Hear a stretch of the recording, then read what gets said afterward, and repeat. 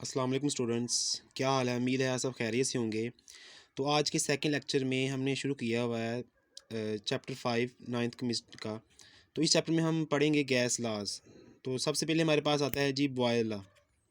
Boil law क्या कहता है कि volume of a given mass of a gas is inversely proportional to its pressure if temperature is kept constant.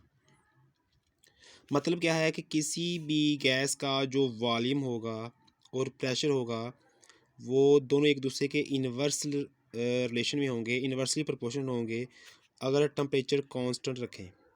मतलब क्या है कि अगर प्रेशर बढ़ाएंगे तो वॉल्यूम कम होगा या वॉल्यूम बढ़ाएंगे तो प्रेशर कम होगा। इन्वर्स रिलेशन का मतलब यही होता है कि दो चीज़ों के दरमियान ऐसा रिलेशन, मतलब हमारे पास ए मिकदार है, हमारे पास बी है। ए की अगर हम मिकदार बढ़ाएं, ए की जो क्वांटिटी है हमारे पास, इसकी मिकदार बढ़ाएं तो बी की अगर कम हो तो ये जो हमारे इनके दरमियान जो रिलेशन होगा इसे हम कहते हैं इन्वर्स रिलेशन। मतलब उल्ट रिलेशन है, एक चीज़ बढ़ेगी दूसरी कम होगी। तो इसी तरह वॉल्यूम और प्रेशर के दरमियान जो रिलेशन है इन्वर्स रिलेशन, इसे वॉयला कहते हैं कि प्रेशर बढ़ाएंगे तो वॉल्यूम कम होगा, वॉल्यूम बढ़ाएंगे तो प्रेशर कम होगा। मतलब इन्वर्स है दोनों, एक चीज़ बढ़ेगी दूसरी कम होगी, लेकिन शर्त है टेम्परेचर कांस्टेंट रखें। क्योंकि अगर हम टेम्परेचर चेंज कर देंगे तो ये जो रिलेशन है वो सही साबित नहीं हो पाएगा। मिसाल के तौर पर अगर हम एक बर्तन लेते हैं, एक सिलेंडर लेते हैं, उस पर लगाते हैं पिस्टन। इसके अंदर में कोई गैस फिल की हुई है इस बर्तन के अंदर। अब इसका इस टाइम जो वॉल्यूम है वो यहाँ से लेकर यहाँ तक है, वो सपोज करे है V1, वो सपोज करे 1 dm³ है। और इसका जो इस टाइम प्रेशर है वो P1 है, वो हमारे पास सपोज करें 2 atm है।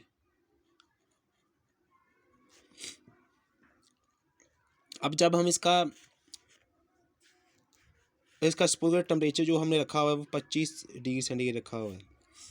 अब जब हम इस पर प्रेशर डालेंगे तो प्रेशर डालने से क्या होगा, सपोज़ करें हम एक साथ और बना लेते हैं।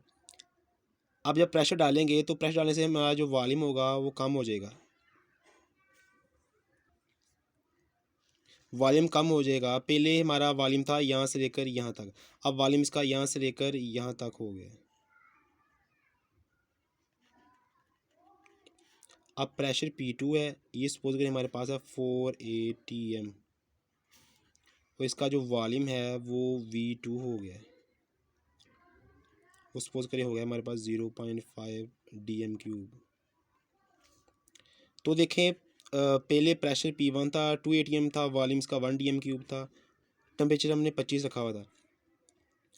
और अगर टेम्परेचर अब भी 25 ही है, अब भी हमारे पास 25 डिग्री सेंटीग्रेड है, लेकिन हमने प्रेशर डबल कर दिया है, इसका वॉल्यूम हाफ हो जाएगा और उससे भी कम हो जाएगा।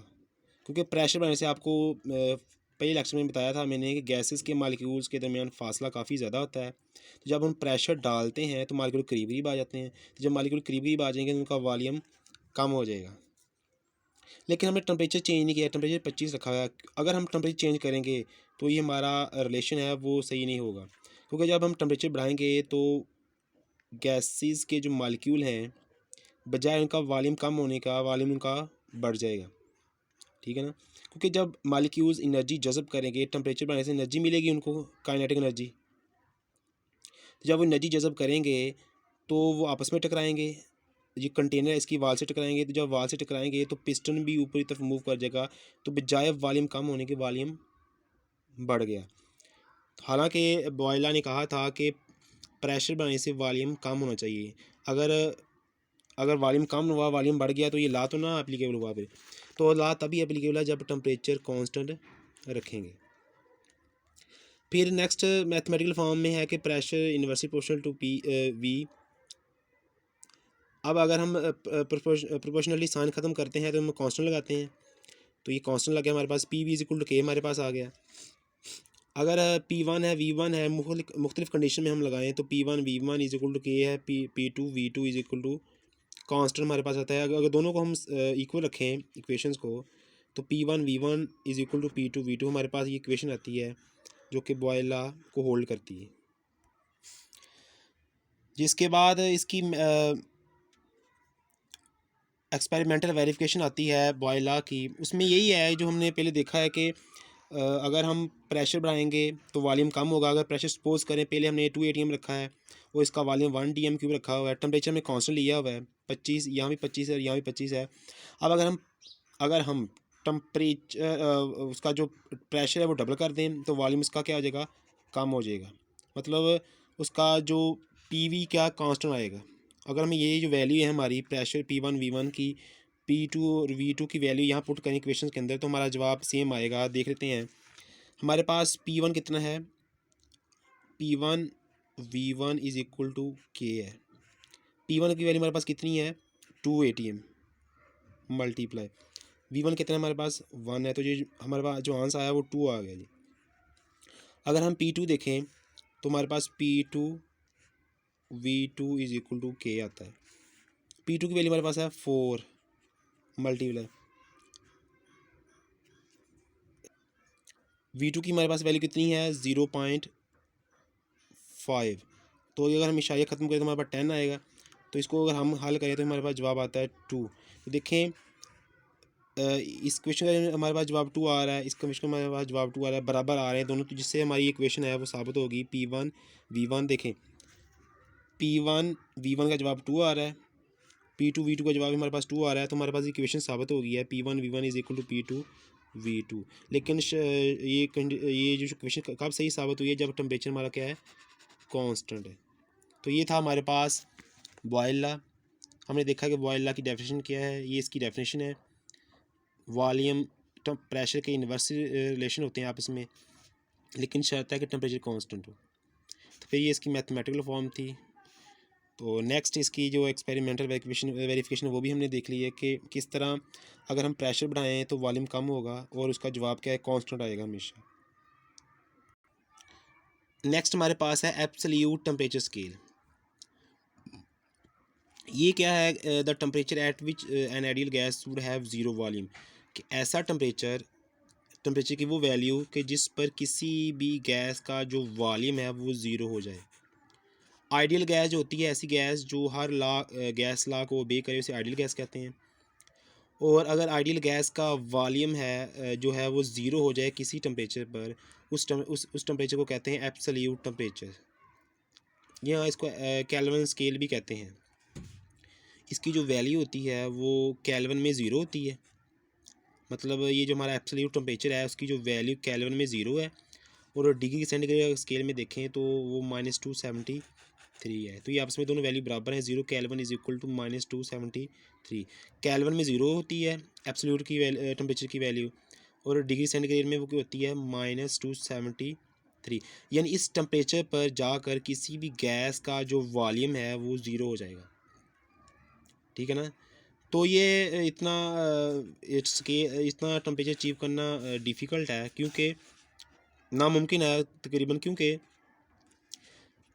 इस टेम्परेचर पे किसी भी चीज़ का जो गैस का वॉल्यूम वो हो जाएगा ज़ीरो, जो कि इम्पॉसिबल है।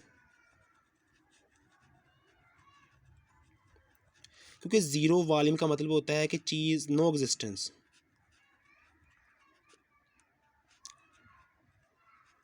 किसी चीज़ का वॉल्यूम ज़ीरो होने का मतलब ये होता है कि वो चीज़ ख़त्म हो चुकी है, उसकी एग्जिस्टेंस ख़त्म हो चुकी है, जो कि नामुमकिन है कि हम किसी चीज़ को, मैटर को ना तो ख़त्म कर सकते हैं, एनर्जी को ना ही पैदा कर सकते हैं, बल्कि एक फॉर्म से दूसरी फॉर्म में चेंज कर सकते हैं। तो इसलिए मैटर का वॉल्यूम ज़ीरो होना मुमकिन नहीं है।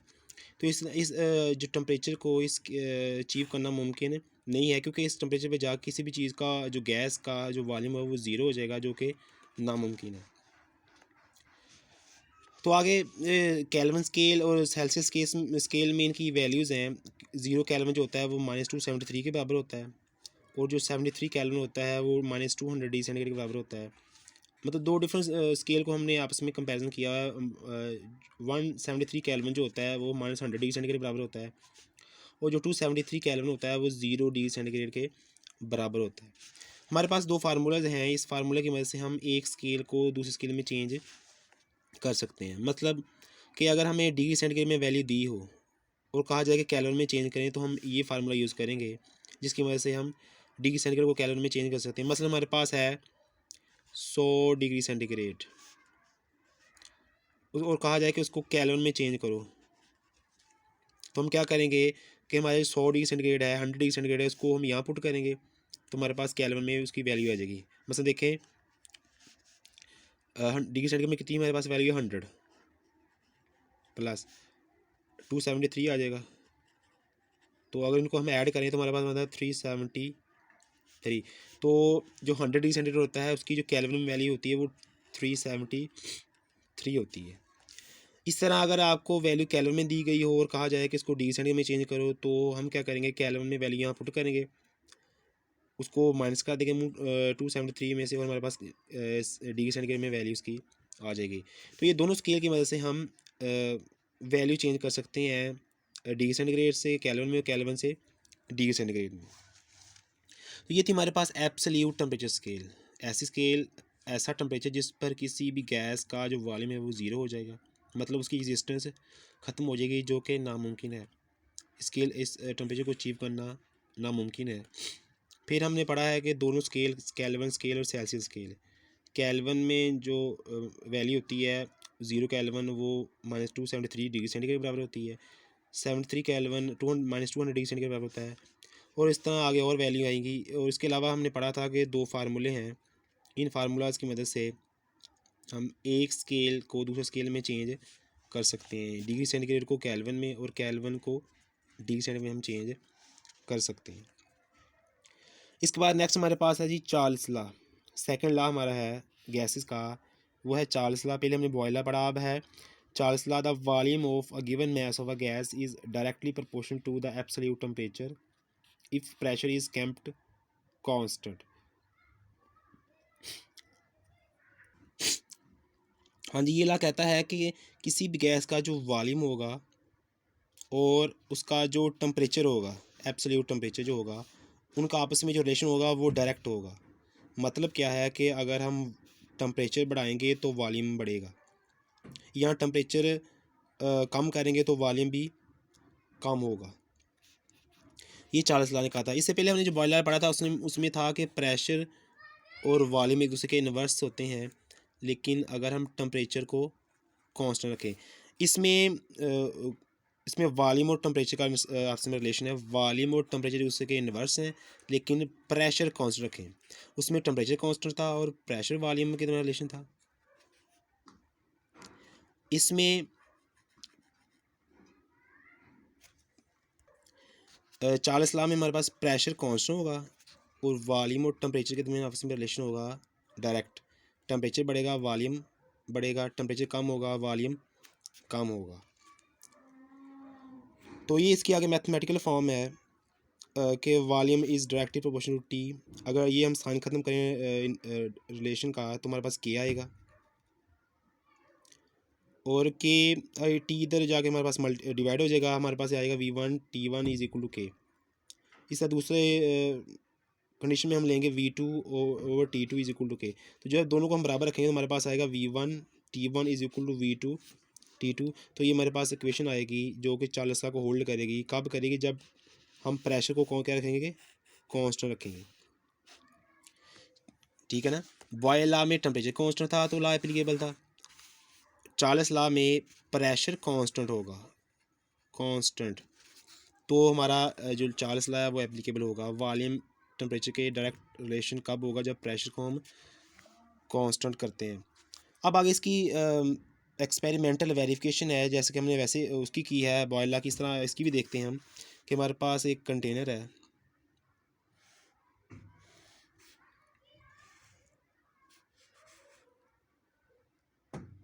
ये हमारे पास कंटेनर, इसके हमने एक पिस्टन लगाया हुआ है। ये देखें, ये पिस्टन मूवेबल है, यानी ऊपर नीचे मूव कर सकता है पिस्टन।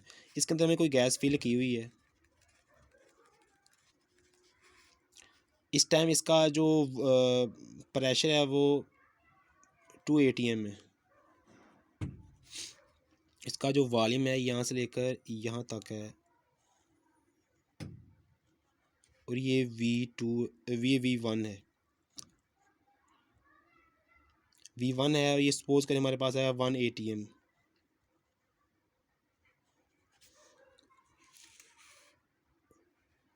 और इसका जो टेम्परेचर हमारे पास है वो सपोज करें हमारे पास T1 है, वो हमारे पास 25 डिग्री सेंटीग्रेड है। फर्स्ट किया, लेट्स सपोज फिर हम क्या करेंगे, एक और सिलेंडर लेंगे, उसमें भी हमने गैस ली, उसमें मैंने गैस ली हुई है, ठीक है ना, उसमें मैंने गैस फिल की हुई है। और इसका जो पिस्टन है वो हमारे पास यहाँ तक आ गया है। इसका जो वॉल्यूम है वो यहाँ से लेकर यहाँ तक है। इसका जो टेम्परेचर है वो T2 है, वो है जी 50 डिग्री सेंटीग्रेड लेट्स सपोज। इसका जो वॉल्यूम है V2 है, वो सपोज करें हो गया हमारे पास 1.5 ATM। प्रेशर का हमने कांस्टेंट रखा हुआ है, ये P1 है और ये P2 है, ये भी 2 ATM ही है। प्रेशर हमने कांस्टेंट रखना है, हमने पढ़ा हुआ है कि 40 लाख के अंदर हमने प्रेशर को क्या करना है, कांस्टेंट रखना है, प्रेशर को हमने चेंज नहीं करना। तो प्रेशर यहाँ भी 2 ATM था, प्रेशर यहाँ भी 2 ATM ही है। तो देखिए जब हमें टेम्परेचर 25 डिग्री सेंटीग्रेड था तो हमारे पास वॉल्यूम यहाँ से लेकर यहाँ तक था 180 ATM था। लेकिन जैसे ही हमने टेम्परेचर बढ़ाया है तो वॉल्यूम भी बढ़ गया है। पहले वॉल्यूम यहाँ से लेकर यहाँ तक था, अब वॉल्यूम यहाँ से लेकर यहाँ तक हो गया। अब वॉल्यूम कैसे बढ़ा है कि जैसे हमने टेम्परेचर बढ़ाया है ना, पहले 25 था तो मॉलिक्यूल के अंदर जो काइनेटिक एनर्जी थी वो कम थी। जब काइनेटिक एनर्जी कम थी तो मॉलिक्यूल्स आपस में कम टकरा रहे थे, तो उनका वॉल्यूम यहाँ से लेकर यहाँ तक था। लेकिन जैसे हमने टेम्परेचर डबल किया है तो मॉलिक्यूल की जो काइनेटिक एनर्जी है वो बढ़ गई है। जब वो बढ़ी है तो मॉलिक्यूल्स आपस में टकराना शुरू हो गए तेज़ी के साथ, ये से टकरा रहा है, ये से टकरा रहा है। जब टकराएंगे तो टकरा के ये आप एक दूसरे से दूर भागेंगे, जाके कंटेनर से टकराएंगे, पिस्टन से टकराएंगे, तो पिस्टन को थोड़ा ऊपर की तरफ ये पुश कर देंगे। तो जब पिस्टन ऊपर की तरफ पुश होगा तो पहले पिस्टन यहाँ तक था, ये देखें यहाँ तक था, अब पिस्टन थोड़ा ऊपर चला गया है तो वॉल्यूम में जो इतना बड़ा है वॉल्यूम में जो इजाफा हुआ है तो ये टेम्परेचर बढ़ाने से हुआ है, ठीक है ना। तो जिससे ये साबित हो गया कि टेम्परेचर बढ़ाने से वॉल्यूम बढ़ता है, यहाँ टेम्परेचर कम करने से वॉल्यूम कम होता है। अगर हम यहाँ टेम्परेचर कम कर देंगे, पहले 25 था अब अगर 10 कर देंगे तो इसका वॉल्यूम थोड़ा कम हो जाएगा, क्योंकि काइनेटिक एनर्जी और कम हो जाएगी। जब काइनेटिक एनर्जी और कम हो जाएगी तो वॉल्यूम भी कम हो जाएगा, उनकी आपस में कोलिजन कम होगी। तो इस तरह ये हमारे पास एक्सपेरिमेंटल वेरिफिकेशन है कि टेम्परेचर बढ़ाने से वॉल्यूम बढ़ेगा। पहले हमने टेम्परेचर 25 डिग्री सेंटीग्रेड रखा था, उसका वॉल्यूम था 1 DM³।